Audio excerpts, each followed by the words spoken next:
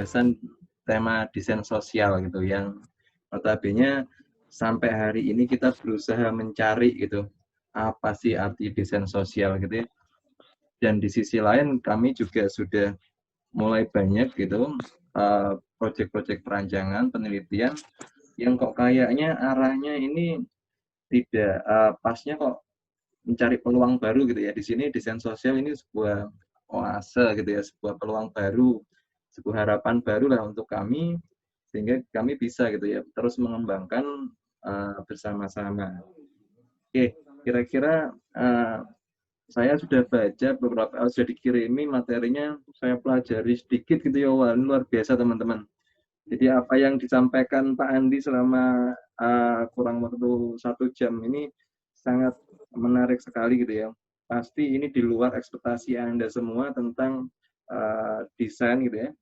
Dan ini waktu yang sangat berharga. Jadi teman-teman silahkan gitu ya, tanyalah unek-unek yang pernah terlintas gitu ya. Dan sekaligus mungkin bisa ditanyakan langsung, Pak, kalau judul perancangan saya seperti ini kira-kira menuju ke desain sosial tidak, Pak? Nah, kira-kira bisa langsung direct spesifik gitu. Mumpung Mas Andi Setiawan ini lagi bersedia gitu hadir di tengah-tengah kita. Baik, kira-kira itu pengantar dari saya. Selamat datang, Mas Andi. Mungkin waktu berikutnya akan saya persilakan Mas Andi untuk memaparkan gitu ya tentang orasinya. Baik, terima kasih. Ya, terima kasih teman-teman dari ITS DKV ITS ya, kebalik. Saya sangat senang sekali, saya sangat tersanjung sekali sudah diberi kesempatan, ruang untuk berdiskusi, untuk saling berbicara, untuk saling bertukar pendapat, khususnya isu-isu desain sosial. Sebelumnya benar ya, baik Senja maupun Denny adalah teman-teman saya dulu waktu S2 di Bandung, jadi kita sudah sangat akrab sekali. Dan memang kalau tadi Denny menyinggung tentang isu desain sosial, memang isu-isu tersebut saat ini memang sudah semakin mengarus utama ya. Jadi kalau kita bicara dekade tahun khususnya di Indonesia ya, 90-an gitu, sekolah desain, apalagi dunia profesi desain itu sangat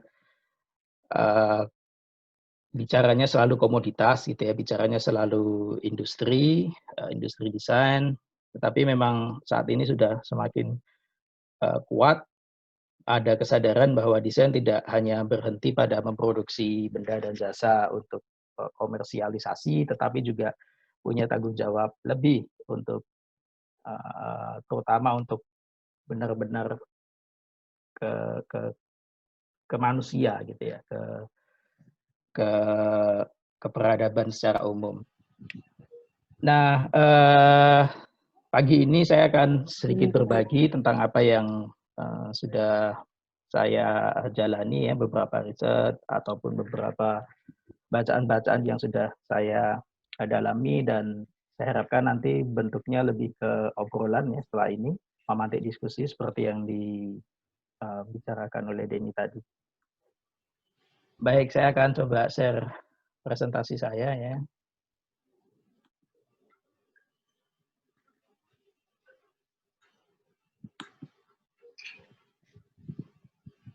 Ya, jadi hari ini kita akan bicara tentang desain partisipatif dalam praktek desain sosial ya. Jadi seperti apa kaitan antara desain sosial dengan metode partisipatori. Nah, sebelum kita bicara jauh tentang metode partisipatori ya, desain partisipatif, sebelumnya saya akan bicara dulu tentang apa sebetulnya desain sosial. Seperti yang tadi sudah dibicarakan oleh Denny, saya akan bicara tentang sejarah kemunculan desain dari sangat awal, kemudian kaitan desain dan kapitalisme Karena banyak yang bilang bahwa desain ini adalah semacam anak kandung dari kapitalisme sebetulnya. Kemudian setelah itu saya akan bicara tentang dampak dari kaitan tersebut, tentang desain yang merusak. Nah, kemudian menuju ke kondisi saat ini ya, tentang adanya market model dan sosial model, dan pada akhirnya nanti akan diskusi tentang desain sosial. Kemudian apa yang bisa dilakukan desain partisipatif dalam praktek desain sosial. Ini adalah beberapa prinsip desain partisipatif yang nanti akan saya bicarakan. Ada pergeseran kuasa, ada pergeseran peran, kemudian bagaimana sifat inklusif dari desain partisipatif, dan yang paling penting adalah empowering atau memberdayakan.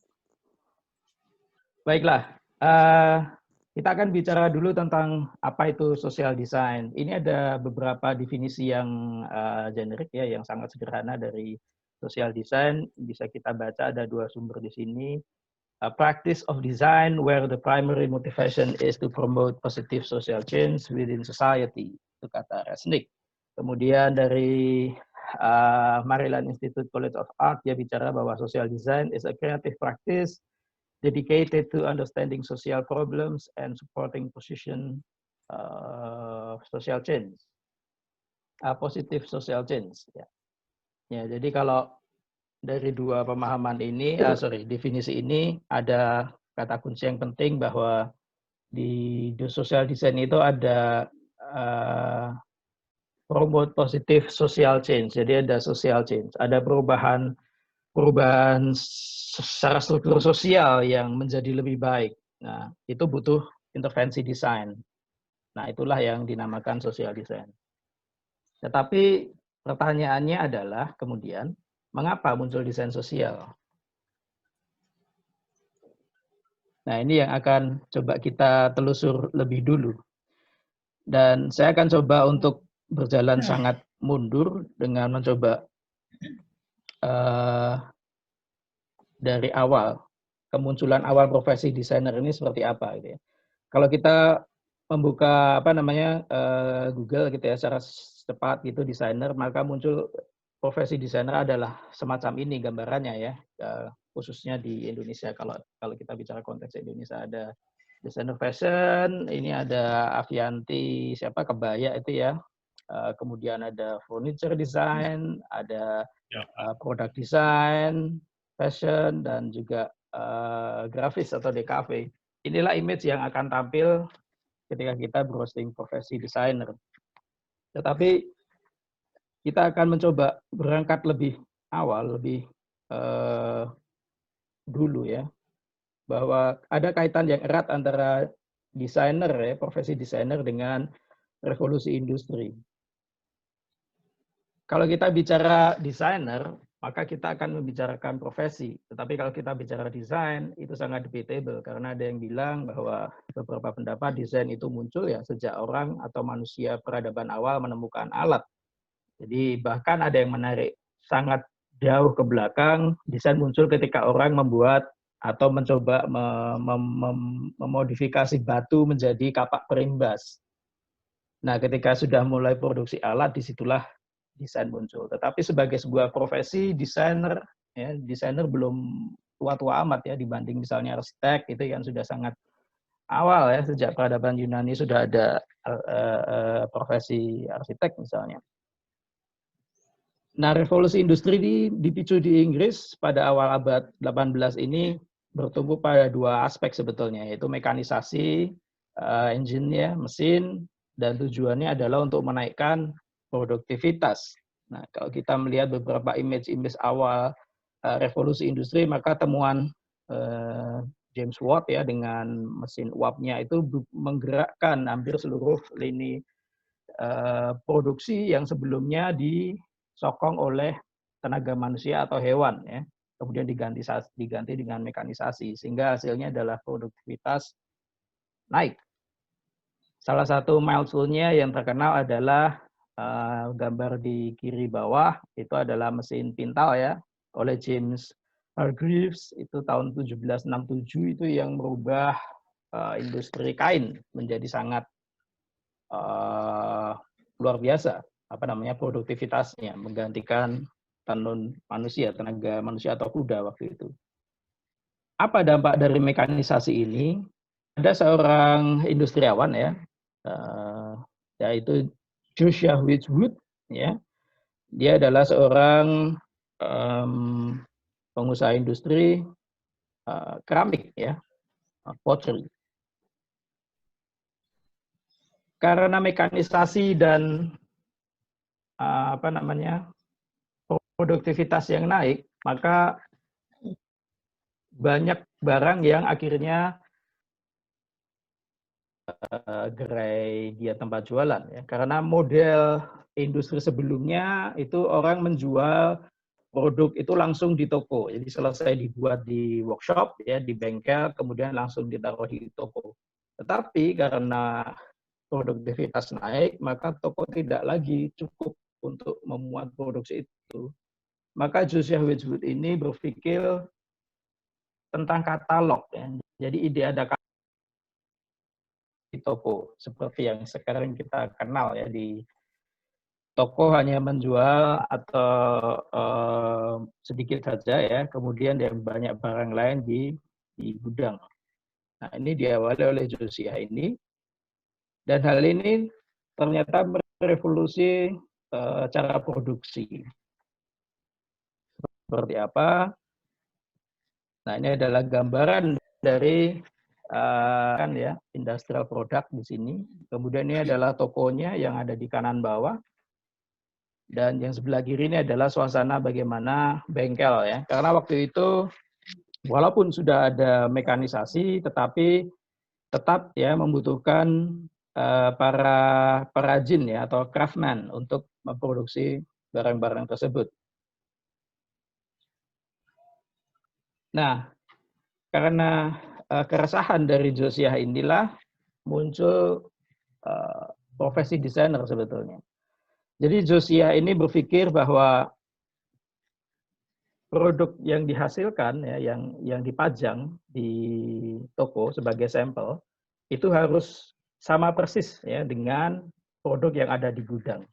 Jadi tidak lucu ketika orang mendapatkan sampel di toko ya, misalnya tripod gitu ya, ada bunganya 3 gitu ya, tapi ketika dia beli kemudian dikirim bunganya ternyata ada 2. Hal-hal itu wajar ketika model produksinya masih mengandalkan perajin atau craftsman karena dia bekerja satu persatu gitu ya, sehingga berbeda antara satu barang dengan barang lainnya. Nah, maka Joshua ini berpikir bagaimana supaya kita bisa memproduksi barang yang sama persis dalam jumlah banyak dengan dukungan mesin tadi ya tentunya. Maka dia berpikir saya membutuhkan seorang yang terampil dalam arti bisa bekerja dengan tangan ya, punya keahlian, tapi tidak cukup kaya, jadi tetap butuh kerja sehingga dia bisa bayar. Di lain sisi dia harus punya selera atas atau pergaulannya di kelas menengah ke atas karena konsumen barang-barang dia adalah masyarakat bourgeoisie. Nah, yang kepikiran oleh dia adalah artis. Bisa di-hire oleh dia. Karena ya masyarakat. Nah, gambarnya semacam ini ya. Jadi si artis harus bisa bergaul di kalangan kelas atas, tetapi dia cukup punya skill dengan tangan ya, punya selera, punya taste, tapi juga butuh duit ya, bukan orang kaya-kaya juga, bukan dari keluarga bangsawan juga. Diberi perintah membuat benda atau produk. Kalau sebelumnya artis bekerja sesuai kemauan mereka ya, membuat karya-karya entah patung, entah lukisan, entah apapun, tetapi sekarang si artis ini mendapat perintah tertentu dan spesifik sekali. Nah, inilah awal munculnya profesi desainer. Nah, jadi kawan-kawan kalau bisa melihat sejarah tadi, akhirnya memahami bahwa desainer memang bekerja untuk mengikuti logika produk industri dengan prinsip-prinsip seperti kuantitas, efisiensi produksi, yang pada ujungnya adalah untuk mendapatkan nilai surplus yang dinikmati oleh si pengusaha, bukan karyawan, bukan si desainer, bukan buruh.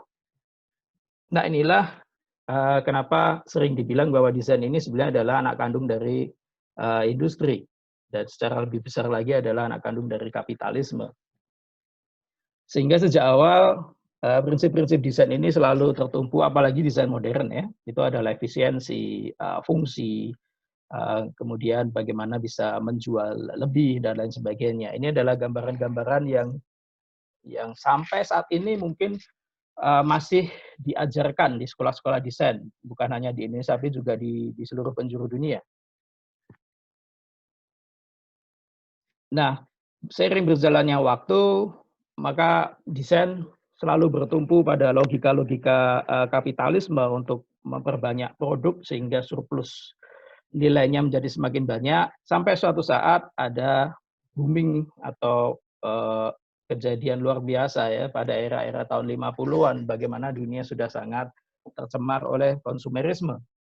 Kalau Baudrillard bilang ada consumer society waktu itu.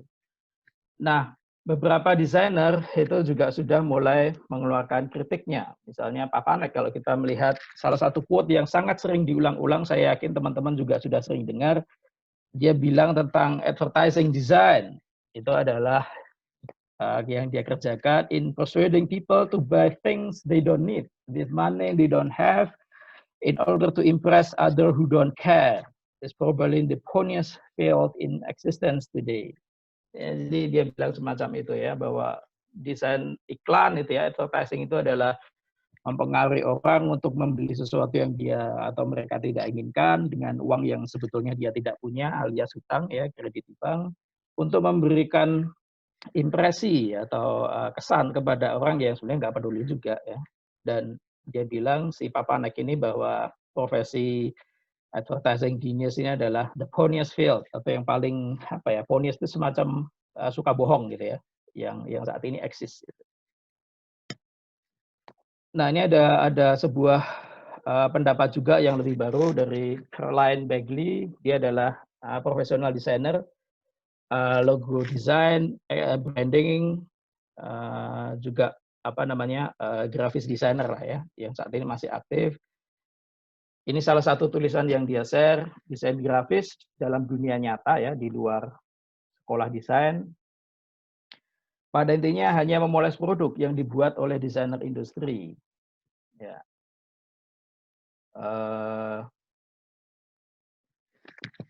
Kita membuat kemasan yang memberitahu konsumen bahwa mereka harus membeli produk ini dari toko. Kita membuat logo yang indah untuk memberitahu konsumen, untuk mempercayai perusahaan, ya, sekalipun perusahaan tersebut merusak lingkungan misalnya. Kita membuat iklan yang membuat Anda ingin membeli sesuatu ya, tanpa pernah menggunakan kata produk atau kata dijual. Ya. Jadi iklannya itu tanpa harus bilang ini apa dan tanpa harus bilang Anda harus membeli, itu kita akan terpengaruh untuk membeli. Kita sangat psikologis dan terkadang kita bahkan tidak mengerti apa yang kita lakukan. Nah, dua kritik ini ya dari Papanek dan dari Begley ini adalah semacam refleksi intern ya dari para desainer tentang profesi mereka, bahwa realitanya mereka tidak lagi bekerja untuk manusia, tetapi untuk profit, tetapi untuk uang. Dan uang tersebut tidak mengalir ke masyarakat, tetapi kembali lagi ke pemilik modal. Ini adalah inti dari kritik mereka sebetulnya. Nah, maka pada dekade 70-an, ya 60-an, 70-an ini sungguh sangat banyak kritik-kritik yang bermunculan, kejemuan, kemuakan terhadap praktek desain yang merusak, ya, menghasilkan kerusakan lingkungan, kesenjangan sosial, dan eksploitasi buruh. Ya, kalau kita bicara desain, bukan hanya produk yang dihasilkan saja, tapi rantai panjang ya dari industri. Ini adalah gambaran beberapa data betapa desain itu bisa sangat merusak. Misalnya data dari World Bank Development Indicator tahun 2008 ini bilang bahwa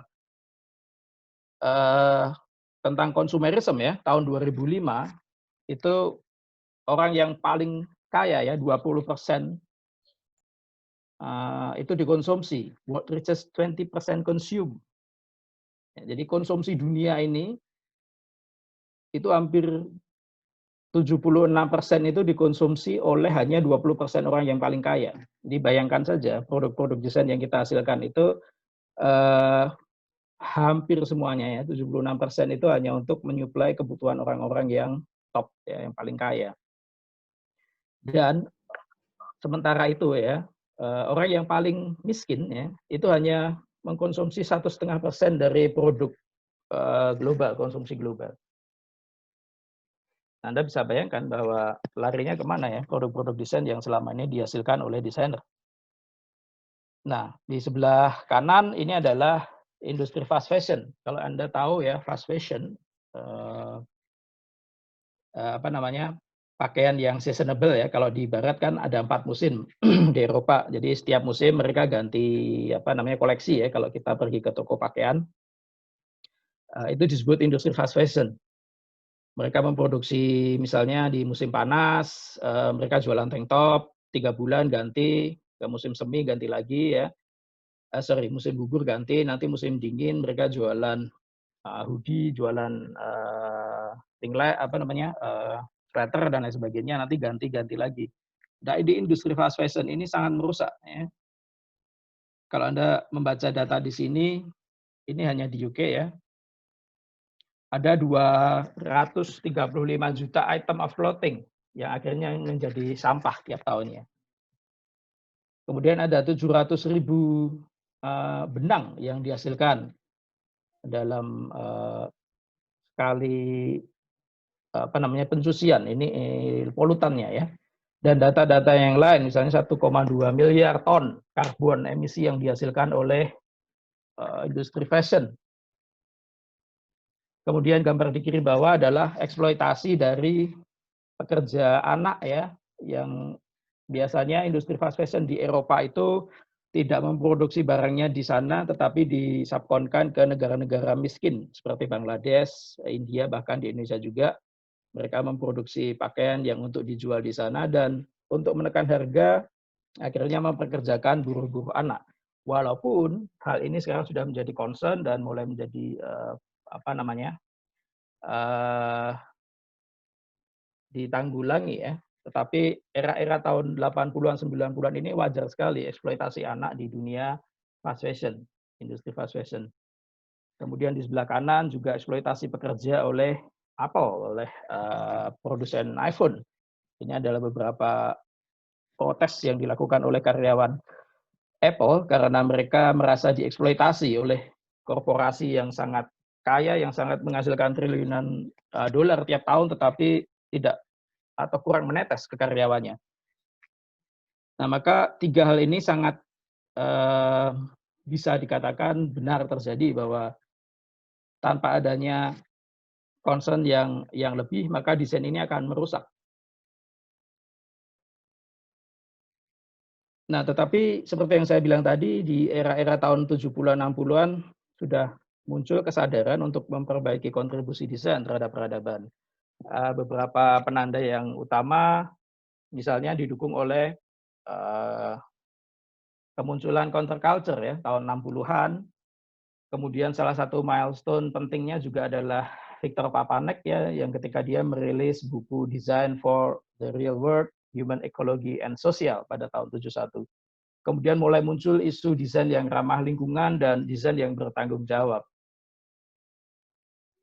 Nah, ini kalau kita melihat beberapa ilustrasi era-era tahun 60-an, 70-an ini, counterculture ini terjadi di hampir semua negara barat ya. Di Amerika, gerakan human rights, dan tentunya adalah anti perang Vietnam. Kemudian kalau kita mendengar tahun 68 demonstrasi besar-besaran di Sorbonne University di Paris ya, menuntut atau menolak komersialisasi pendidikan, itu satu rangkaian ya dalam counterculture tahun 60-an. Kemudian yang tengah ini adalah buku yang Papanek keluarkan ya tahun 71. Design for the real world. Kemudian sebelah kiri bawah ini adalah contoh praktek Papanek untuk bagaimana desainer juga harus berpikir kebutuhan dari orang-orang miskin ya. Dia membuat radio dari kaleng sarden dan kumparan ya. Radio sederhana bisa menangkap siaran AM waktu itu. Dan salah satu side project-nya adalah di Bali. Jadi dia membuat kaleng ini salah satunya di Bali. Kemudian ada poster Earth Day pertama tahun 70. Ini bagaimana concern terhadap lingkungan sudah mulai tumbuh saat itu ya. Kalau kita tiap tahun peringati Hari Bumi, maka peringatan yang pertama adalah April 22 tahun 70. Kemudian yang sebelah kanan, ya kita sama-sama tahu ya bagaimana musisi juga menjadi aktivis dan saat itu sangat wajar ya, John Lennon dan istrinya. Nah, kemudian ada dua gambar yang menarik di bawah. Yang sebelah kiri adalah Sungai Tode ya di Jogja. Ini adalah inisiasi dari Romo Mangun ya, tentang proyek sosial desain dia ya tahun 80-an. Kalau kita tahu Romo Mangun, sejarah panjang beliau juga adalah seorang aktivis. Dia memperjuangkan orang-orang yang digusur di Gedung Ombo dan lain sebagainya. Sebelah kanan, ini adalah buku cerita atau biografi sebetulnya dari Profesor Hasan Purbo. Dia adalah arsitek ITB yang dia juga mulai mendedikasikan hidupnya untuk sosial ya. Dia bergulat dengan penduduk di Ciamis dan beberapa bagian daerah di Jawa Barat dari era-era tahun 80-an juga. Dan dia mendedikasikan arsitektur untuk memberdayakan masyarakat di pedesaan. Kalau Anda tahu Onowe Purbo, nah itu adalah anak dari Hasan Purbo ini. Nah, jadi sebetulnya gerakan-gerakan sosial desain ini juga sudah mulai muncul di Indonesia, tetapi sangat minoritas ya waktu itu tahun 80-an, belum banyak yang tahu itu apa. Hanya beberapa proyek saja yang bisa kita lacak kemunculannya. Nah, ini juga salah satu milestone yang penting ya di era-era counterculture juga untuk merespon kemuakan terhadap desain yang merusak. Kalau Anda belajar sejarah desain, pasti Anda membaca ini, apalagi DKV sangat erat kaitannya dengan Manifesto Desain tahun 64, ya, First Thing First. Ini ditandatangani oleh Ken Gallard dan beberapa rekan-rekannya ya, desainer grafis, fotografer, dan mahasiswa desain. Jadi manifesto ini adalah reaksi ya terhadap kemuakan para desainer terhadap masyarakat konsumeris barat, terutama di Inggris ya. Tahun 60-an yang sangat keras kepala ya. Dan manifesto ini juga seruan untuk kembali ke aspek humanis desain. Manifesto tersebut mengecam produksi iklan yang arus utama ya, mainstream dunia periklanan yang serba instan dan seringkali sepele, tetapi memakan waktu, mengkonsumsi waktu masyarakat gitu loh. Padahal iklan-iklannya itu untuk barang-barang yang sepele ya. Dan solusinya adalah mereka ingin menggeser fokusnya bahwa upaya desain ini pada misi pendidikan dan layanan publik yang mendorong perbaikan masyarakat. Jadi kalau membaca lebih jauh wawancara dengan Ken Gallard, saat itu dia bilang bahwa sudah saatnya desainer-desainer grafis ini memikirkan juga bagaimana membuat brosur untuk museum, brosur untuk galeri, pameran-pameran seni dan lain sebagainya. Yang saat ini sudah wajar ya, tetapi waktu itu hampir semua desainer itu fokus ke komersial, yaitu membuat iklan produk industri. Nah, itu yang membuat dia dan beberapa rekan-rekannya muak dengan situasi tersebut.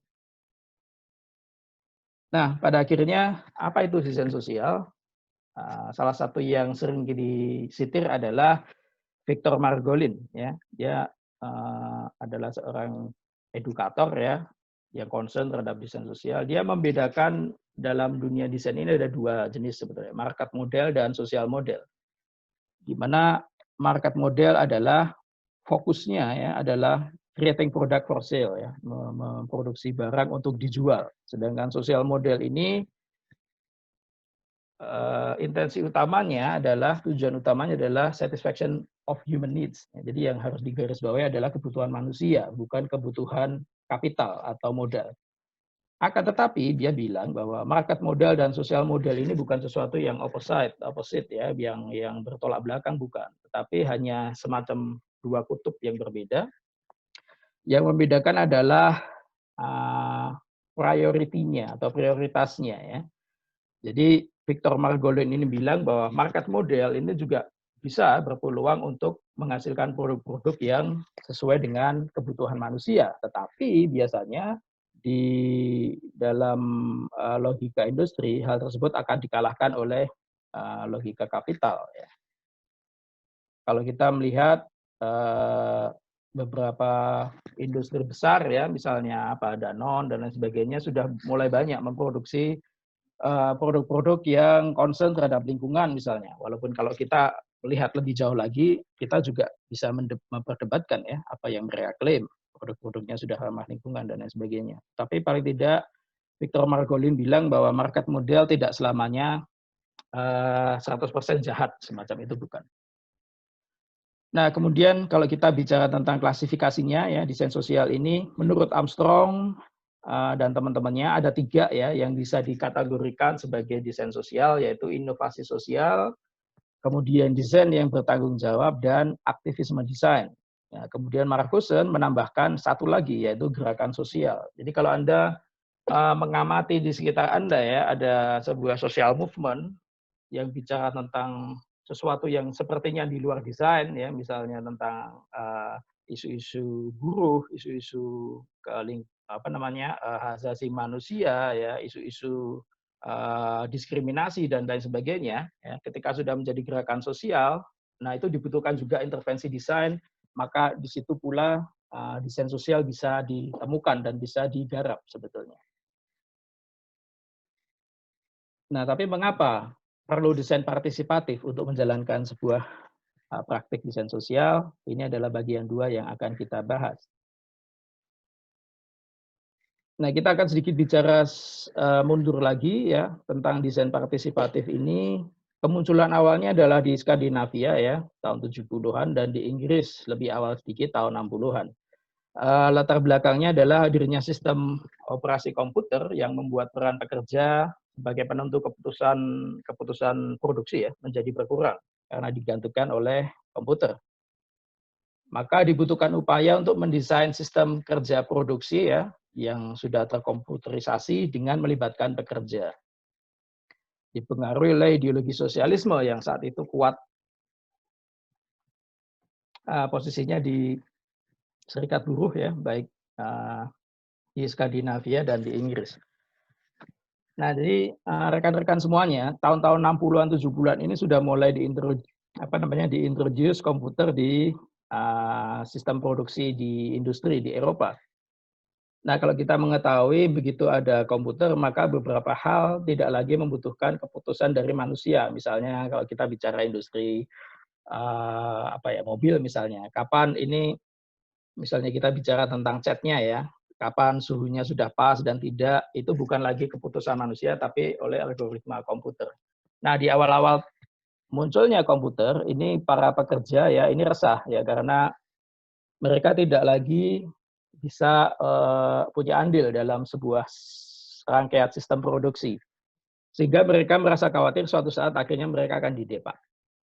Nah, karena kuatnya posisi serikat buruh, maka para buruh ini protes ya ke manajemen dan akhirnya menginisiasi adanya ide untuk melibatkan para pekerja ini untuk mendesain sistem produksi dengan komputer ini bersama-sama.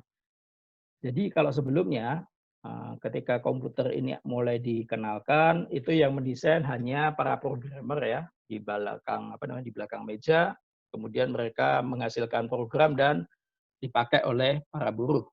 Nah, tetapi ide yang baru adalah bersama-sama dengan buruh, pekerja, si programmer ini bekerja untuk menghasilkan sistem yang nanti akan digunakan oleh pekerja. Jadi pengguna terlibat dalam proses desain, tidak hanya diputuskan oleh programmer atau desainernya saja.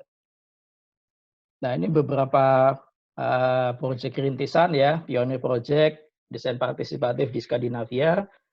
Awalnya tahun 71 kalau kita lihat dari atas ya, ada proyek NGMF oleh Kristen Nygaard. Itu adalah proyek perancangan sistem ya, produksi di industri metal ya, melibatkan serikat buruh metal di Norwegia. Besi dan metal, logam ya. Kemudian dilanjutkan dengan proyek Demos, proyek Ju, dan Utopia. Ya, Utopia ini sangat terkenal ya, proyek ini rintisan yang cukup membuka peluang ya, proyek-proyek partisipatif yang lain. Ini dilakukan oleh Telian dan Gunnar Kokas ya, orang Swedia dan Denmark ya, gabungan.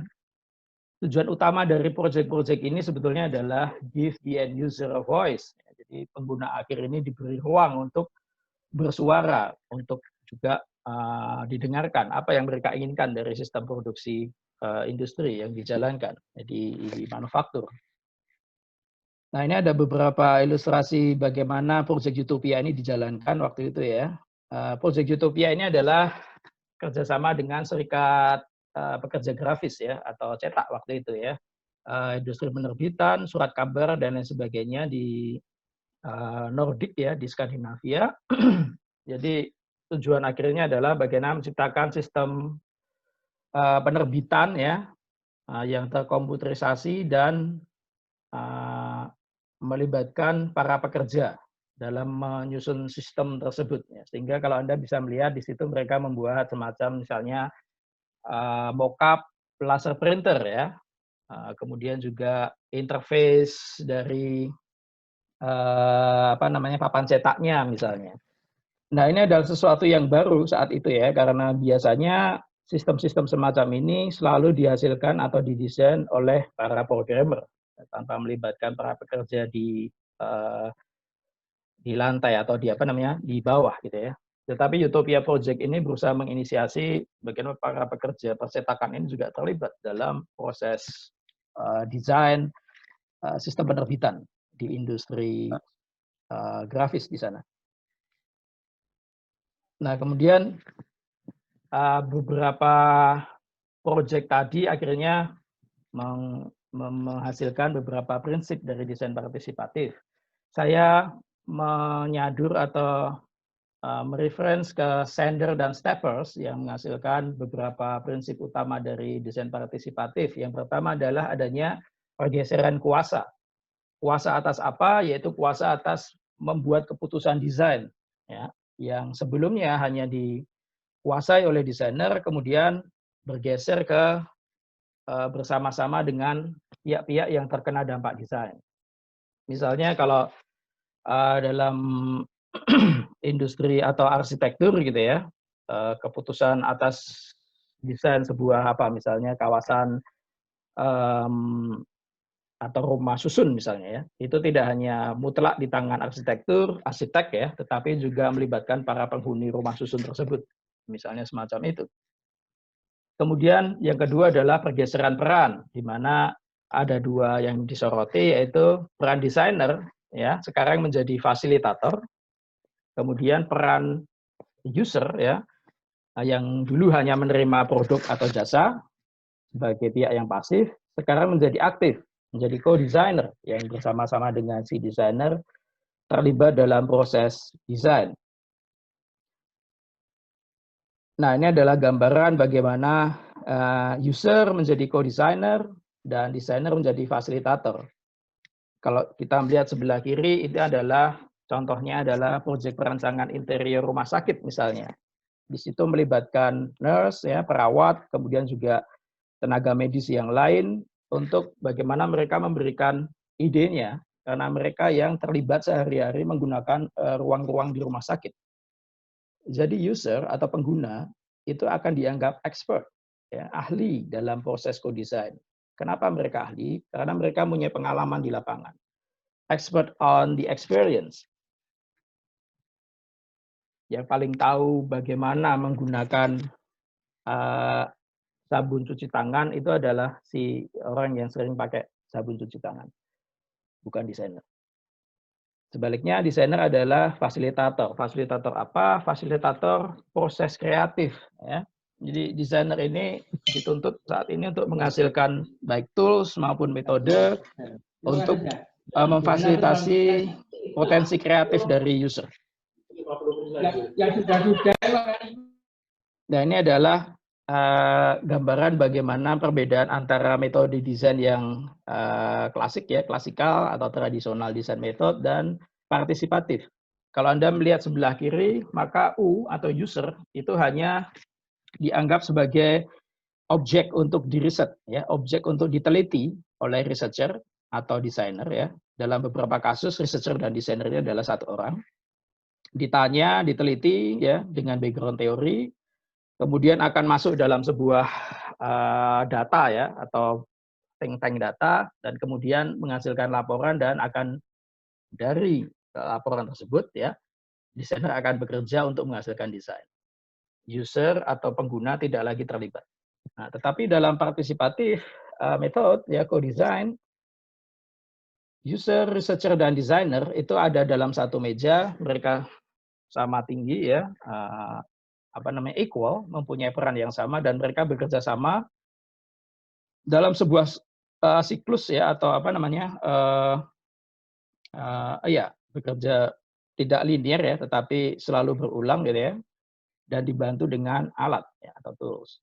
Nah, ini adalah gambaran bagaimana partisipatif method, ya, dilakukan. Nah, ini adalah alasan mendasar kenapa dalam desain sosial kita membutuhkan desain partisipatif. Karena desain partisipatif ini pada prinsip dasarnya adalah bekerja di luar logika kapitalistik. Pertama misalnya adalah inklusif, ya. Desain partisipatif adalah inklusif karena melibatkan semua pihak, ya, menggeser dominasi desainer. Kemudian juga non-eksploitatif, ya, karena pengguna desain sebagai partisipan proses desain mempunyai ruang bersuara untuk ikut memutuskan. Jadi tidak ada eksploitasi terhadap konsumen misalnya, ya, kalau dalam kasus desain-desain komersial. Kemudian juga kolaboratif, ya, karena desain menjadi sebuah kerja bersama antara berbagai stakeholder, ya, berbagai penentu kebijakan, baik yang terkena dampak desain, yang menjalankan sistem, itu semuanya bekerja bersama dalam sebuah proses desain, maka disebut kolaboratif. Dan yang terpenting juga adalah desain partisipator desain ini mempunyai jiwa berkeadilan. Artinya apa? Jadi membawa pihak-pihak yang selama ini tersingkirkan dalam proses penentuan kebijakan untuk ikut bersuara. Jadi kalau kita melihat banyak pihak-pihak yang termarginalisasi, ya, di dalam masyarakat, ya, yang tidak pernah punya peluang untuk mempengaruhi kebijakan, itu tersingkirkan dari proses desain, ya. Kalau kita melihat warga kampung-kampung kota, ya, yang tergusur, mereka tidak pernah diberi ruang untuk ikut menentukan kenapa mereka digusur, kenapa mereka harus pindah misalnya. Atau yang kemarin sempat cukup panas, ya, di Amerika adalah kaum black, ya, kulit hitam, yang mereka tersingkir dari konstelasi kebijakan kota-kota di Amerika. Nah, mereka menyuarakan hal itu. Kemudian kelompok-kelompok yang minoritas, misalnya di Indonesia banyak kelompok minoritas adat, minoritas agama, suku, ya, yang selama ini tidak pernah dapat ruang untuk berbicara, itu bisa diakomodir dengan model desain partisipatif. Ya, kelompok-kelompok LGBT, ya, bayangkan Anda mendesain saat ini, ya, ketika mendesain toilet, selalu berpikir biner, ya, toilet cewek, toilet cowok. Bagaimana dengan teman-teman dari yang non-gender misalnya, yang mereka tidak mengidentifikasi gendernya? Seperti apa bentuk toiletnya? Apakah mereka dipaksa memilih salah satu? Nah, ini membutuhkan peran dari teman-teman yang non-gender, teman-teman LGBT untuk ikut bersama mendesain toilet yang sebetulnya cocok untuk mereka seperti apa. Itu adalah kerja desain, ya. Intervensi desain harus dilakukan di situ. Nah, ini saya akan menayangkan beberapa praktik sosial desain yang menggunakan pendekatan partisipatif, ya. Nah, ini adalah proyek di Jakarta. Kebetulan ini adalah salah satu kasus studi, ya, studi kasus yang saya pakai untuk riset PhD saya. Proyek co-desain perancangan dan pembangunan rumah komunal di Bantaran Ciliwung, ya, di Jakarta Utara, di Kampung Tongkol. Diinisiasi oleh Urban Pur Consortium, ya, Bu Wardah Hafid, dibantu oleh teman-teman dari ASF, Architecture Sans Frontiers Indonesia. Yang menarik adalah proyek ini tekanan politisnya sangat tinggi, ya. Jadi warga kampung ini sudah terancam digusur. Kemudian proyek co-design ini adalah sebuah bentuk perlawanan sebetulnya. Mereka tidak ingin digusur, mereka ingin membuktikan bahwa mereka bisa menata lingkungannya dengan baik, menjadi lebih sehat, Wujudnya adalah mereka mendesain rumah komunal yang sehat, yang ramah lingkungan, dan untuk menepis ya stigma yang selama ini menyebutkan bahwa warga di bantaran sungai adalah penyebab banjir. Mereka ingin melawan stigma tersebut dengan sebuah proyek desain sosial pembangunan rumah komunal ini. Dilakukan dengan metode co-design, artinya warga juga terlibat, ya para penghuni rumah ini terlibat dalam proses mendesain sampai ke pembangunan. Nah, ini adalah proyek desain interior ya di Inggris. Ini juga salah satu studi kasus yang saya pakai untuk riset saya. Ini bersama-sama ya pasien, dokter, nurse, staf admin dan lain sebagainya, para pekerja rumah sakit ini terlibat bersama mendesain redesign interior untuk unit rawat jalan di sebuah rumah sakit di London. Ya, Anda bisa melihat bagaimana mereka memanfaatkan maket, ya, kemudian juga bahkan mockup 1:1, artinya mereka membangun bagaimana ruang itu dalam kondisi skala 1:1 untuk menghadirkan suasana yang sesungguhnya dan meminta pendapat atau masukan dan ide dari pasien, dari dokter, ya, karena mereka yang sehari-hari pakai ruangan itu, jadi mereka yang paling tahu. Kemudian ini adalah service design masih dari Inggris. Ini adalah proyek sebetulnya adalah penanganan masalah sosial ya, homeless people ya, atau gelandangan yang sangat banyak sekali, apalagi sejak krisis di Eropa ya, pasca 2008 itu banyak gelandangan di tengah kota ya yang tidur di situ. Nah, ini menjadi masalah sosial. Nah, akhirnya inisiasi dari Design Council dan Pemkot, mereka menginisiasi sebuah proyek co-design untuk menyelesaikan permasalahan itu. Nah, yang menarik adalah proyek ini selain melibatkan komunitas warga ya yang setiap hari beraktivitas di ruang kota ya, misalnya para pemilik toko, kemudian pemilik restoran, dan juga proyek ini melibatkan para gelandangan juga untuk menyelesaikan permasalahan mereka sendiri juga. Output dari proyek ini adalah proposal program, dan salah satu yang menarik adalah membuat semacam stand untuk jualan ya di market day. Ya, jadi kalau Anda tahu di Eropa itu setiap tiga atau 4 kali sehari dalam seminggu ada market day di tengah kota gitu ya, bisa berjualan apa saja. Nah, mereka menginisiasi adalah stand khusus yang akan dikelola oleh para gelandangan. Barang-barangnya berasal dari charity ya, dari sumbangan. Dan ini sudah diaplikasikan dan hasilnya cukup positif ya, karena akhirnya beberapa gelandangan yang sebelumnya sudah putus asa gitu, mulai bisa mendapatkan kepercayaan diri lagi dan akhirnya bangkit, cari kerja lagi dan bisa survive akhirnya. Nah, ini adalah proyek desain grafis ya di Thailand. Ini tahun 2015. Jadi menarik, ada salah satu researcher di Universitas Mahasakram ya. Dia ingin membuat semua informasi grafis termasuk peta dari BRT di kota Khon Kaen. Biasanya semacam ini kalau proyek-proyek yang umum diserahkan ke konsultan desain ya selesai. Tetapi dia tidak ya, dia melibatkan warga kota untuk mendesain semua materi grafis dan peta trayek bus ya di kota tersebut. Ya, jadi bersama-sama dengan warga kota dia mencoba mencari lokalitas dari kota ini apa gitu ya. Dan yang paling tahu lokalitas kota ya warga kota ya, sekali lagi bukan desainer. Ya, akhirnya dia memasukkan beberapa unsur yang khas ya, misalnya tentang Anda bisa melihat ikon-ikon misalnya store, restoran, fresh food market. Ini adalah gambaran asli dari bagaimana kota tersebut menampilkan gambaran tentang toko, restoran ya, atau warung. Kemudian juga beberapa pattern tradisional dari khas daerah tersebut juga muncul, dan yang sebelah kanan ini adalah hasil dari proyek ya, map trayek ya dari bis ya di kota Khon Kaen. Jadi kalau desainnya ini melibatkan Pemkot, kemudian masyarakat atau warga kota dan expert ya, researcher dan desainer bekerja bersama-sama. Nah, kemudian yang ini adalah desain grafis juga ini sudah cukup lama. Jadi ini salah satu proyek rintisan awal co-design ya, khususnya di Australia tahun 2007. Namanya adalah Sasi Clean Project. Ini adalah proyek co-design untuk kampanye penggunaan apa ya, membersihkan ruang maupun alat dengan sedikit mungkin menggunakan bahan kimia. Jadi kampanye untuk mereduksi penggunaan bahan kimia untuk aktivitas membersihkan khusus di child care ya, atau tempat penitipan anak kalau di sini. Nah, ini proyek co-design ini juga dikerjakan bersama-sama dengan para pengasuh ya, child care worker, bersama-sama dengan desainer.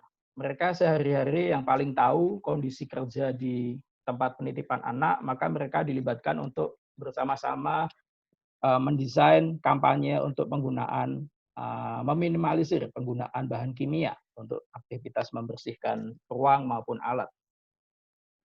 Nah, kalau kita melihat kasus-kasus di atas ya, gambaran dari desain partisipatif ya semacam ini. Jadi user ya, pengguna itu dilibatkan secara aktif ya, bukan hanya ditanyai ya. Misalnya Anda butuhnya apa, Anda senangnya apa, bukan hanya semacam itu, tapi mereka dihadirkan di meja. Mereka bekerja bersama, duduk di samping Anda sebagai desainer, dan mereka adalah desainer juga. Mereka memberikan idenya, mereka ikut terlibat ya dengan berbagai alat yang Anda sediakan ya, menggambar, memberikan ide untuk bersama-sama bekerja menghasilkan output akhir yang paling optimum. Nah, kita sudah ada di akhir diskusi kita, ada beberapa pelajaran yang bisa kita ambil bahwa desain mempunyai tanggung jawab sosial yang tidak menghasilkan output yang merusak. Kemudian terhadap wilayah di luar desain model pasar yang memerlukan intervensi desain, yaitu wilayah-wilayah desain sosial. Kemudian karakter desain partisipatif yang berupa inklusif, non-eksploitatif, kolaboratif, dan berkeadilan. Ini memberi peluang praktik desain sosial bisa menghasilkan output yang lebih optimal. Nah, sebagai sebuah pesan bahwa tidak semuanya ya saya yakin berminat untuk masuk ke model sosial atau desain sosial, dan itu tidak menjadi masalah ya. Tapi yang perlu diingat, dimanapun Anda, apakah Anda akan masuk ke industri ya, industri desain yang model pasar, ataupun Anda nantinya akan lebih banyak tergabung atau mencoba untuk intervensi ke wilayah-wilayah desain sosial, yang perlu diingat bahwa dimanapun Anda harus tetap menjaga kesadaran dan tanggung jawab sosial ya. Ketika Anda berpraktik di dunia profesional komersial misalnya, Anda juga tetap harus menjaga kesadaran tanggung jawab sosial desain dengan berpegang pada etika desain. Nah, semestinya memang etika desain ini juga diajarkan ya di sekolah-sekolah desain. Saya sudah mencoba mengkampanyekan hal ini ya. Etika desain bukan dalam arti etika profesi ya, tentang bagaimana Anda hubungan kerja Anda dengan atasan atau dengan korporasi, bukan, tetapi etika desain lebih kepada tanggung jawab moral sebagai desainer. Desainer harus bisa menjaga arah pengembangan desain yang bertanggung jawab ya, dengan menolak mengerjakan perintah untuk menghasilkan desain yang merusak yang diberikan oleh korporasi atau klien Anda.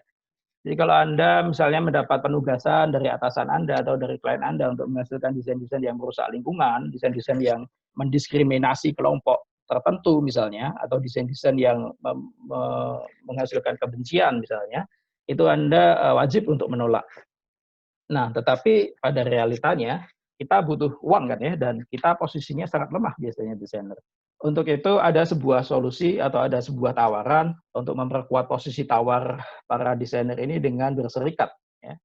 Serikat kerja desainer, bukan organisasi profesi ya. Biasanya organisasi profesi lebih fokus kepada aturan-aturan internal, bagaimana orang mendapatkan jabatan desainer media, desainer bla bla bla dan sebagainya.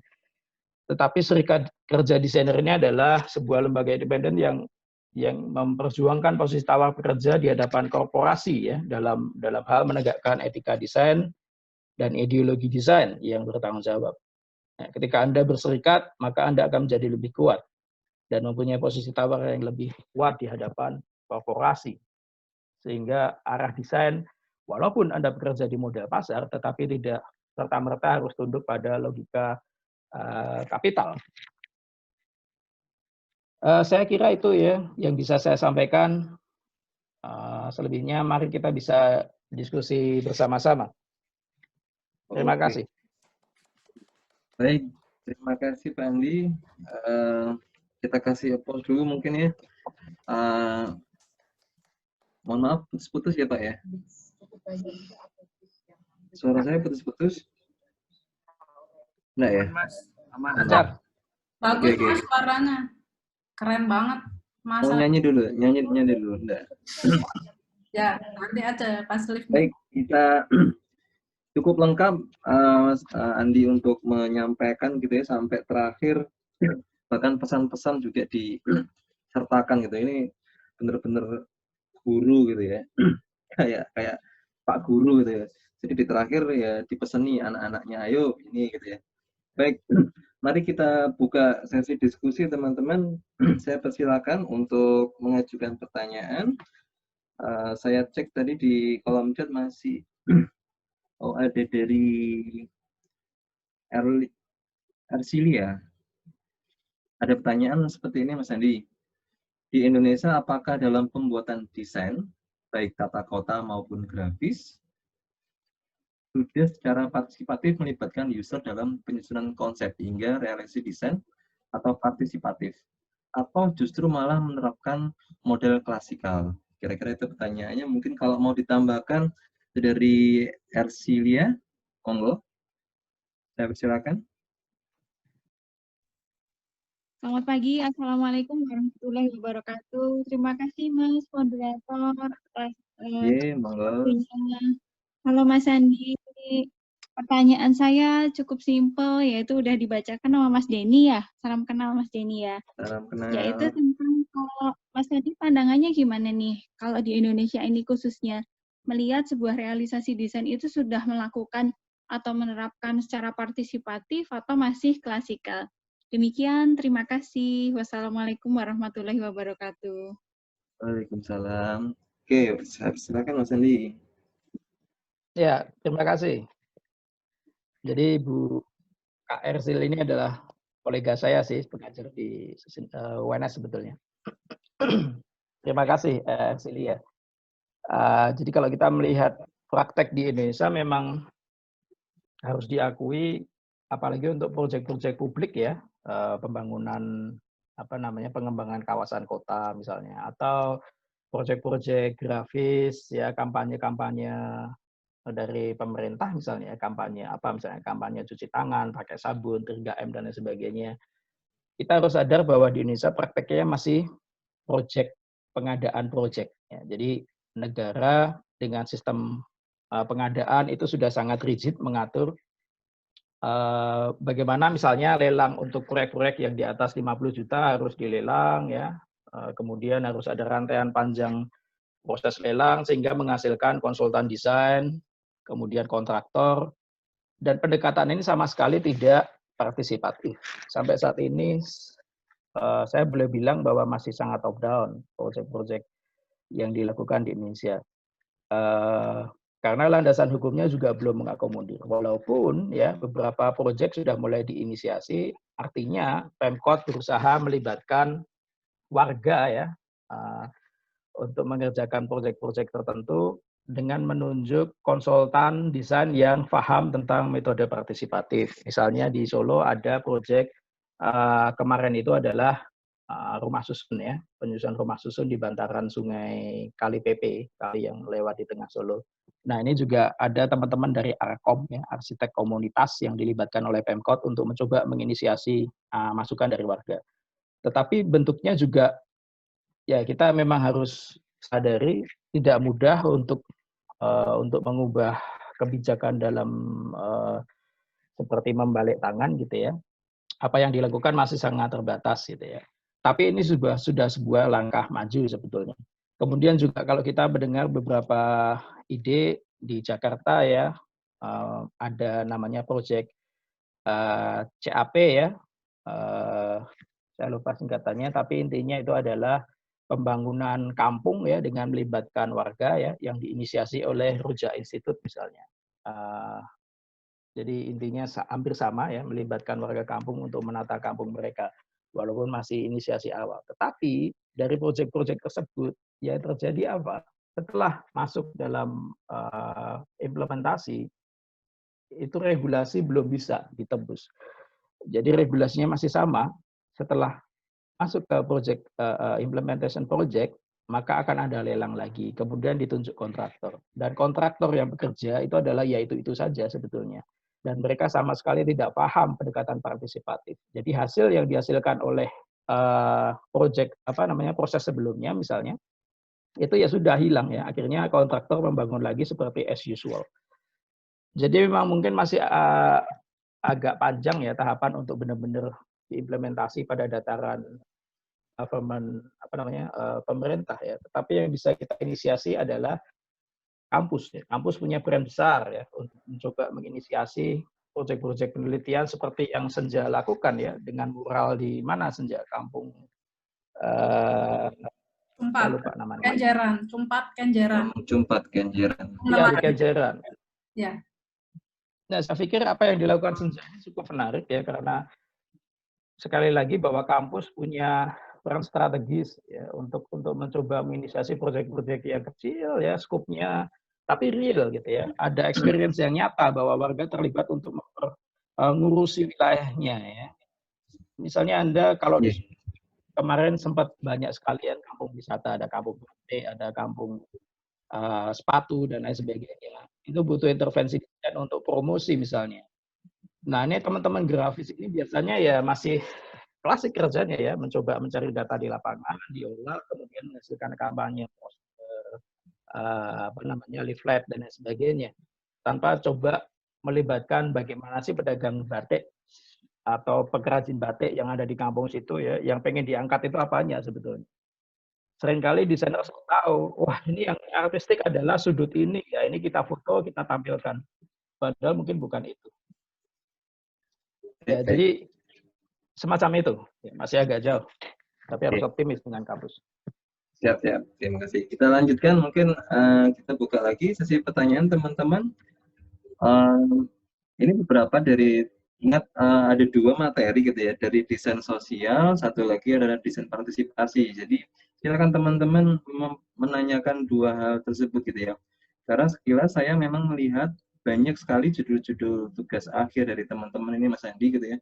Mulai desain aplikasi, desain untuk ya kampanye cukup banyak, rancangan untuk ya intinya pada saat ini gitu ya, desain partisipatif lah mungkin yang paling tepat gitu untuk dipakai gitu ya, karena pendekatannya sangat humanis gitu ya, pengguna sendiri. Monggo silakan teman-teman yang memiliki beberapa judul dan ingin konsultasi tentang bagaimana sih berpartisipasinya user gitu ya, melibatkan peran user. Silakan teman-teman. Silakan. Itu di grup ada yang nanya chat, tuh. ada yang nanya tuh. Di chatroom. Dinda. Chatroom. Fatina Dinda boleh. Nanya Okay. langsung boleh. Fatina Dinda. Ya. Mas Andi tanya, buatan proyek-proyek, kayaknya sinyal koneksinya terputus. Mungkin bisa dibacakan. Oke, baik, saya bacakan. Mungkin bisa dibaca langsung juga Mas Andi ya. Pembuatan proyek membutuhkan dana dalam penelitian pembuatan proyek. Bagaimana cara mencari pendanaan? Ya. Kira-kira itu. Ya betul. Jadi ini juga salah satu masalah yang sering dihadapi ya oleh teman-teman yang berusaha untuk menjalankan agenda desain sosial di Indonesia karena minimnya funding ya atau sponsor.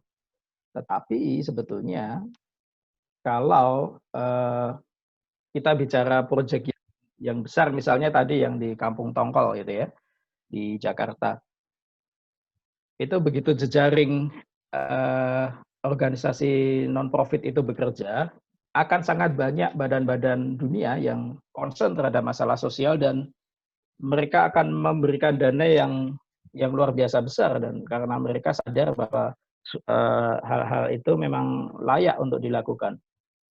Tetapi memang kalau funding atau donor itu berusaha dicari dari lembaga-lembaga komersial ya, misalnya perusahaan, itu akan cukup sulit ya kalau perusahaan-perusahaan itu belum punya kesadaran tanggung jawab sosial. Apalagi perusahaan-perusahaan nasional misalnya, kita akan membuat kampanye tertentu, kemudian minta sponsor dari provider telekomunikasi misalnya, akan agak susah ya. Tetapi jika Anda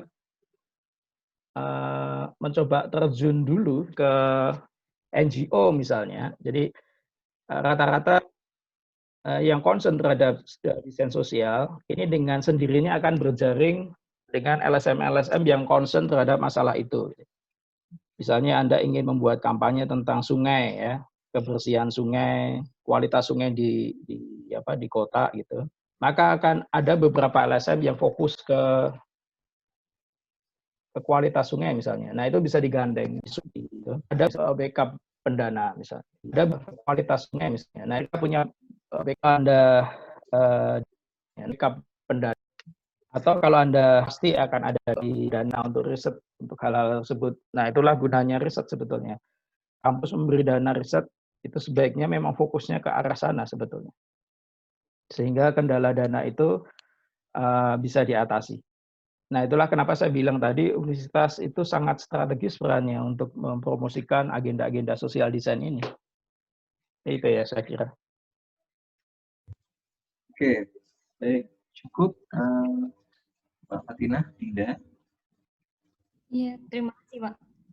Baik. Saya buka lagi, mungkin ada pertanyaan yang dilayangkan.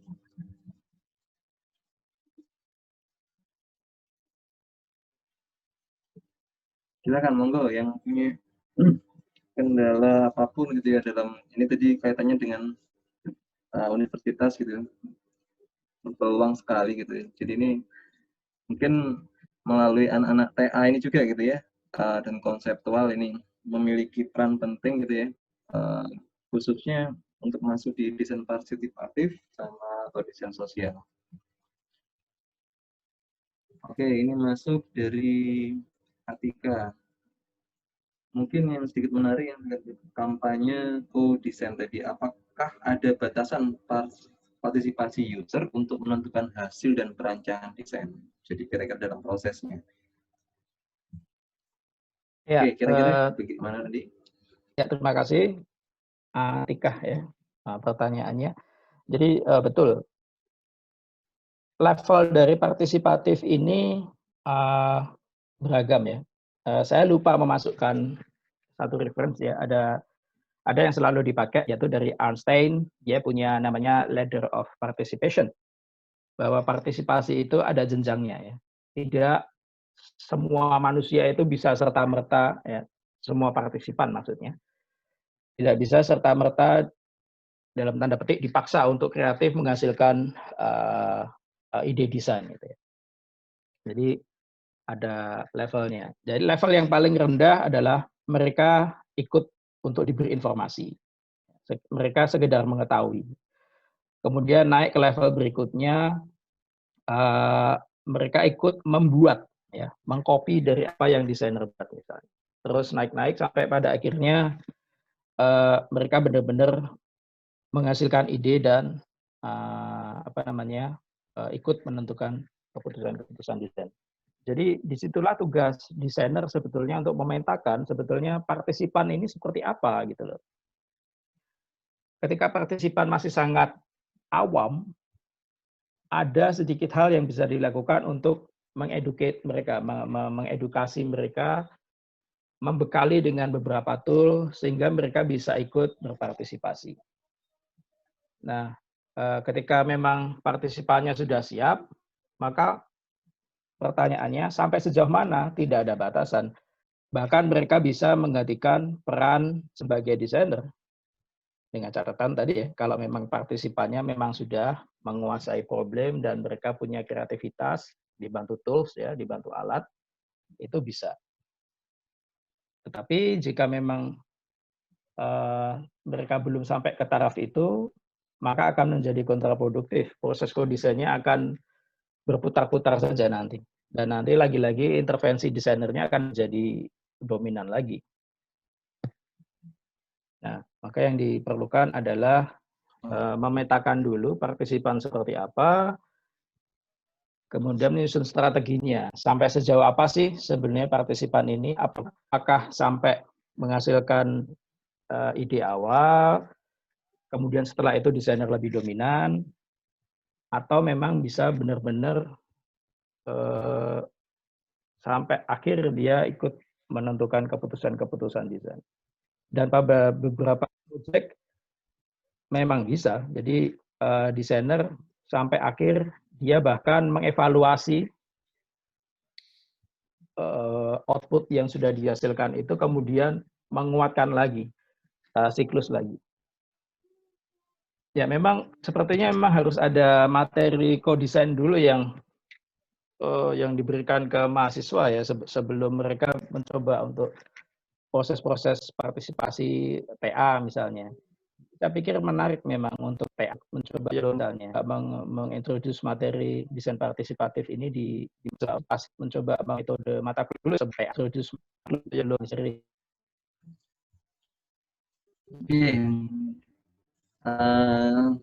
Ada lagi Pak Andi? Cukup ya untuk yang tadi ya, Atika. Mungkin saya bacakan yang untuk ini pertanyaan menarik sekali dari Widianti gitu ya. Ini malah mempertanyakan job ini gitu ya. Apakah ada yang lebih efektif dari metode yang Mas Andi sekarang tekuni gitu? Ya, terima kasih. Jadi ketika awal-awal saya mencoba membaca tentang co-design, saya juga pada satu titik berpikir adakah yang tidak tepat dengan partisipatif ini, atau model-model proyek seperti apa yang tidak semestinya memakai. Kemudian saya beberapa membaca proyek-proyek tentang desain spekulatif ya. Desain spekulatif ini adalah area di mana kita memikirkan kemungkinan bagaimana manusia hidup di masa depan gitu ya, future design. Nah, dalam proyek-proyek seperti itu, saat itu saya berpikir, wah ini area di mana desainer bisa fokus, bisa berpikir liar gitu ya, wah membayangkan bagaimana spekulasi desain di masa depan gitu. Tetapi ketika saya membaca beberapa jurnal tentang spekulasi desain spekulatif, akhir-akhir ini juga ternyata mereka tidak bisa berlepas dari pengalaman manusia real yang non-designer. Ya, jadi kontekstualisasi dari desain di masa depan itu tidak bisa lepas juga dari praktek yang dialami manusia saat ini. Jadi yang saya pikir bidang-bidang desain spekulatif ini bisa cocok non partisipatif, ternyata juga tidak gitu. Sehingga sampai saat ini saya juga belum bisa menemukan apakah ada model-model proyek yang tidak cocok dengan model partisipatif. Karena bahkan dalam dunia desain yang komersial gitu ya, sudah sangat wajar saat ini produsen komersial itu melibatkan konsumen ya, as a designer gitu ya, user as a designer. Misalnya Anda tahu Lego, mungkin suaminya Senja ya, Gamaliel itu kan penggemar Lego, dia pasti tahu bahwa di Lego itu ada lini produksi yang silahkan user bisa memproduksi. Atau sepatu Nike ya, itu mereka juga melibatkan konsumen untuk ikut mendesain produk-produk terbaru lini Nike tertentu gitu ya. Kemudian juga sepeda ya, setahu saya produk BMX ya, BMX adalah sebuah merek. Waktu itu juga mereka mengembangkan lini sepeda gunung ini melibatkan para konsumen dari hobiis ya, hobi sepeda yang direkrut kemudian dilibatkan. Kemudian ya hampir semua medan desain itu pada akhirnya sangat membutuhkan user untuk terlibat di dalamnya. Jadi saya juga belum bisa menemukan model proyek apa yang lebih efektif dijalankan tanpa keterlibatan user. Saya kira itu jawabannya. Baik. Baik, terima kasih Mungkin Mas Andi penjelasannya. Halo Bung Andi, selamat pagi. Selamat pagi Bung, sehat ya? Sehat.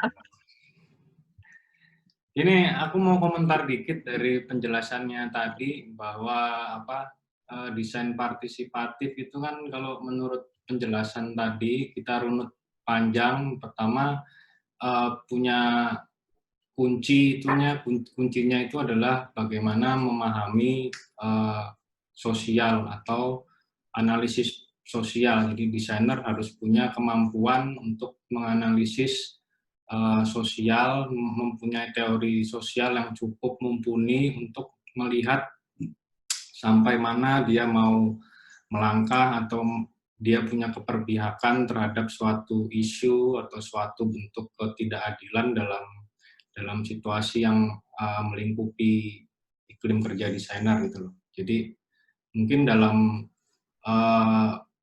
dalam titik itu maka dalam bahasa Marx itu mungkin desainer paling tidak punya kesadaran kelas. Jadi kalau kakinya diinjak ya harus teriak gitu loh. Kalau ada yang teriak ya yang diinjak, bukan cuman orang lain yang teriak gitu loh. Jadi dalam konteks ini misalnya mahasiswa desain juga harus mempunyai maksudnya kesadaran kelas itu gitu loh. Jadi nah, saya pikir perspektif desain sosial dan lebih lanjut dalam bentuk metode desain partisipasi itu punya signifikansi yang luar biasa terhadap iklim pendidikan di kampus gitu, iklim belajar di kampus. Karena ini juga paling nggak harus merubah paradigma belajar mengajar di kampus gitu loh. Pertama, kalau desainer dalam perspektif sosial itu akan menjadi fasilitator, maka dari desainer dari manusia setengah dewa yang tahu segalanya harus jadi fasilitator dalam metode partisipasi. Kemudian di kampus pun konsekuensinya akan kayak gitu menurut saya, karena guru dari dewa pengetahuan juga harus maksudnya mengalihfungsikan fungsinya sebagai fasilitator juga gitu. Karena konsekuensi ideologis ini paling enggak ini akan berdampak nggak cuman pada teori bagaimana mahasiswa atau desainer nanti akan mendesain, tapi juga berdampak pada keseluruhan cara kerja, cara mendidik, dan cara melihat masalah gitu. Nah, yang mau saya pancing ini, saya panas-panas ini, gimana sih sebenarnya sekolah desain sekarang ini, apakah ada ruang gitu loh untuk pola-pola kerja demokratisasi desain atau pola kerja desain partisipasi, di samping muatan kurikulum itu banyak sekali berisi tentang bagaimana memberikan skill ke tiap mahasiswa atau tiap desainer gitu loh. Menurut Bung Andi, apakah peluang ini memungkinkan gitu loh bagi pendidikan desain di Indonesia? Ya, Mas Andi. Iya, betul. Jadi memang kalau kita tadi balik ke slide-slide ya, di sejarah munculnya partisipatif metode, ya, participatory method di Skandinavia itu memang kuat sekali dipengaruhi oleh ideologi sosialisme kiri seperti leftis. Memang mereka berpendapat bahwa atau beberapa researcher awal ya yang menginisiasi ini adalah ingin mengembalikan pekerja ini ke gelanggang ya, karena yang adalah kalau kita bicara tentang mengingat teori kembali Marx gitu ya misalnya, bahwa buruh itu sudah teralienasi sayanya, kita sedang bahwa bagaimana kembalikan pekerja ini ke gelanggang ya, karena kalau kita bicara dalam komponen produksi. Nah, desain partisipatif ini sebetulnya ingin mengembalikan buruh menjadi manusia lagi dengan memberikan ruang untuk mereka berbicara.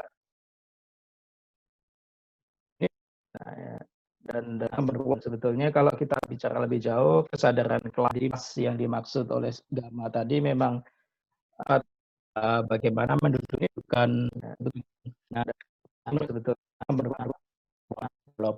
pun dan dari beberapa pengalaman yang saya dapatkan dalam sebuah proyek co-designer pun itu tidak pernah ada situasi yang benar-benar setara.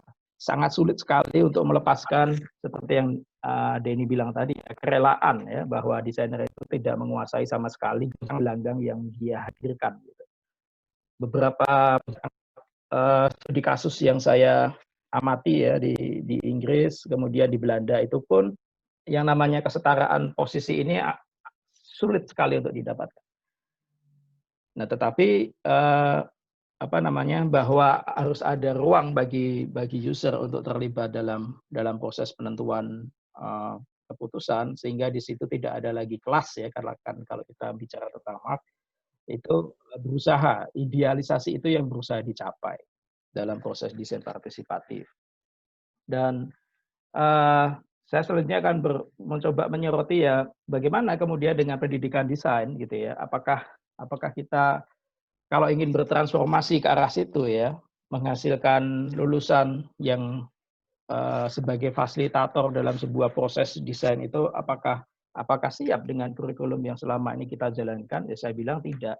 Memang harus ada sebuah perubahan-perubahan ya yang walaupun tidak mungkin secara radikal gitu ya, pelan-pelan gitu ya, harus ada pergeseran bagaimana kita membawa kurikulum di pendidikan desain ini menjadi lebih inklusif ya, yang tidak lagi seperti yang Gama bilang tadi menghasilkan manusia setengah dewa katakan gitu ya, desainer-desainer yang sombong yang merasa tahu segala macam, yang merasa tahu bahwa ini adalah bidangku, aku adalah problem solver gitu ya. Selama ini saya masih ingat ketika masuk S1 pertama, saya dididik untuk menjadi semacam itu, bahwa desainer adalah perubah zaman gitu kan, yang menentukan arah perubahan dunia dan lain sebagainya.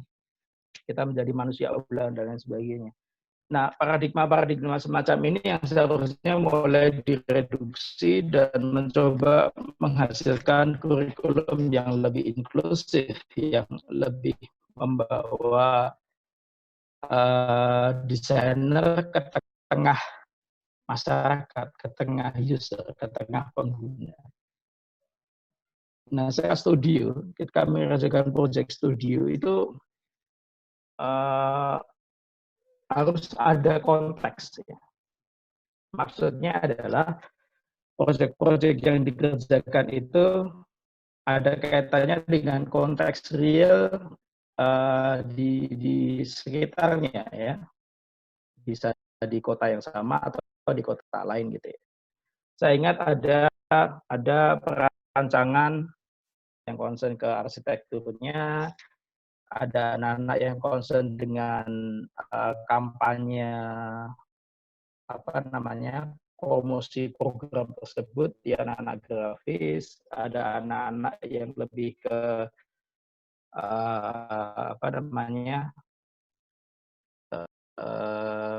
fisika bangunannya dan lain sebagainya. Mereka bekerja bersama ya dalam studi itu menghasilkan program. Dan mereka bersama multidisiplin. Jadi anak-anak DKV, anak interior, anak arsitektur, anak lain sebagainya bekerja sama untuk menghasilkan output yang maksimal untuk menangani permasalahan sosial di distrik kota tertentu. Jadi ada kurikulum yang menarik adalah, saya pikir ya saat ini adalah semacam itu. Di Cafe 1 misalnya membuat iklan itu misalnya. Sudah bukan lagi asumsi seharusnya permasalahannya, tapi benar-benar tanya ke lapangan gitu loh. Yang diminta ada masalah apa misalnya. Kampanye apa misalnya makanan tradisional daerah Surabaya misalnya. Jangan hanya asumsi di kepala mahasiswa dan dosen, tapi coba beneran apa sih permasalahan tentang makanan tradisional, jangan-jangan bukan masalah desain gitu. Jangan-jangan masalah hygiene misalnya. Nah, maka kampanye lebih ke hygiene, bukan mempromosikan kemasannya misalnya dan lain sebagainya. Itu yang saya maksud, mungkin harus ada pergeseran kurikulum secara pelan-pelan ke sana. Terima kasih.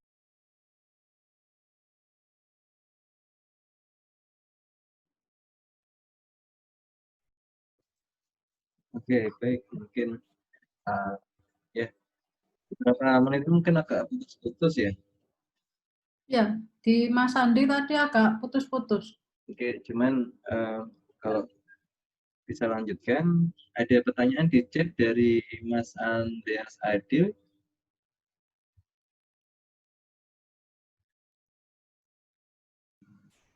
Halo Mas Denny, halo Mas Andi, salam kenal. Halo. Mungkin bisa, ini aku takut suaranya putus-putus. Oke, kita coba lagi. Silakan Mas Andreas Adil.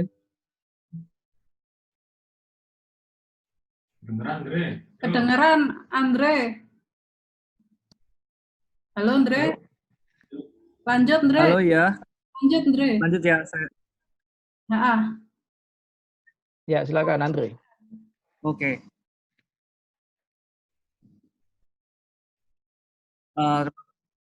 Terima kasih Mas Andi. Jadi ini kalau saya lagi ngomong suaranya ternyata feedback ke saya gitu. Jadi kayak ada telat-telat gitu.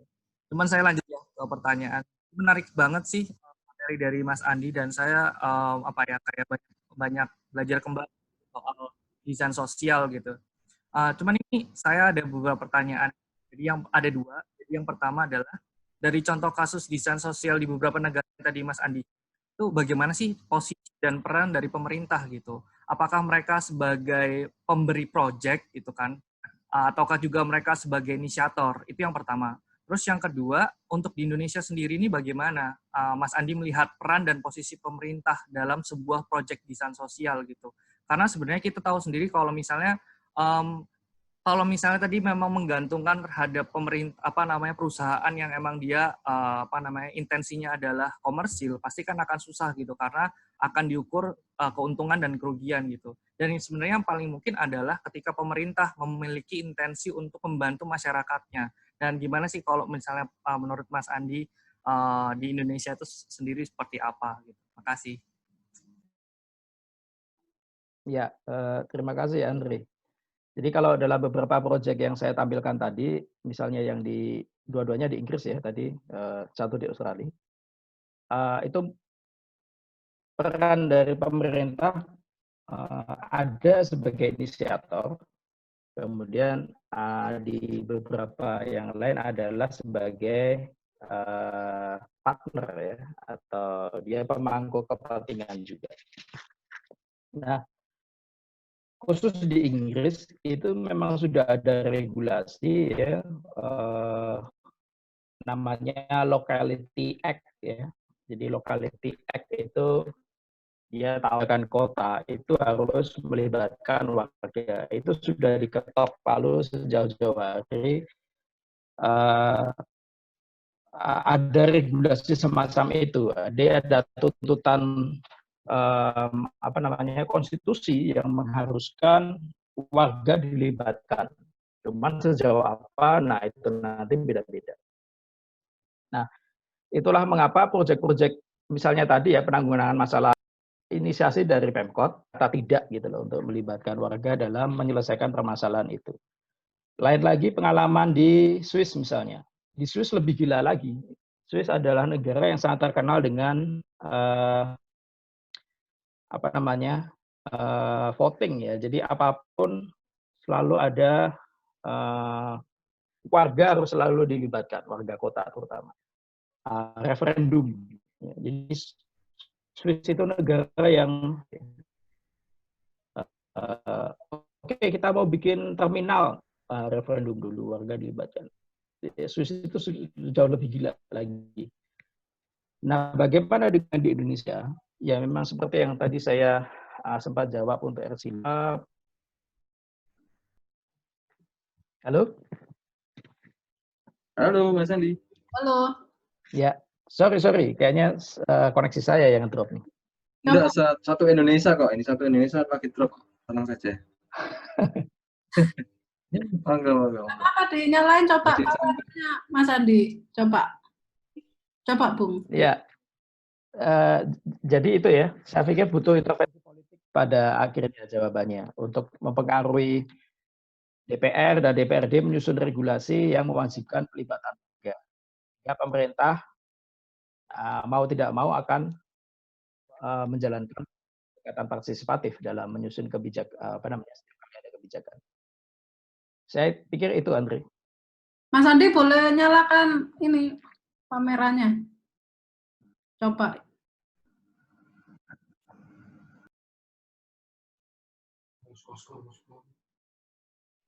Halo, Mas Andi. Halo? Ya, gimana? Nyalakan kameranya dong. Coba. Ya.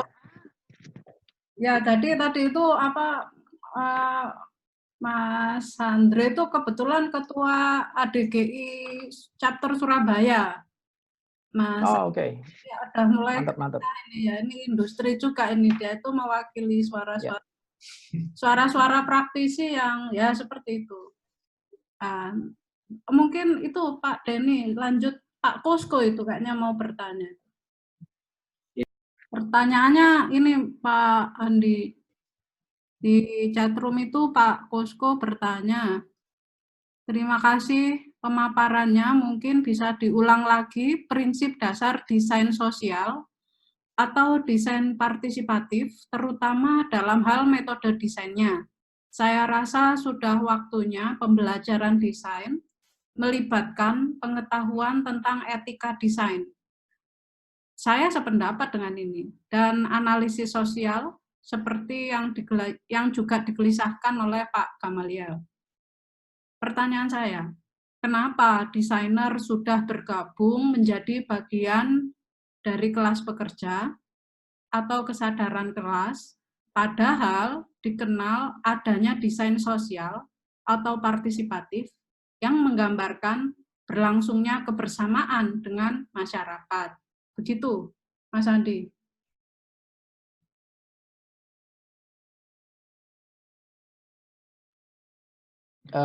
Jadi pertanyaannya gimana, desainer sudah bergabung dengan kelas pekerja atau susah?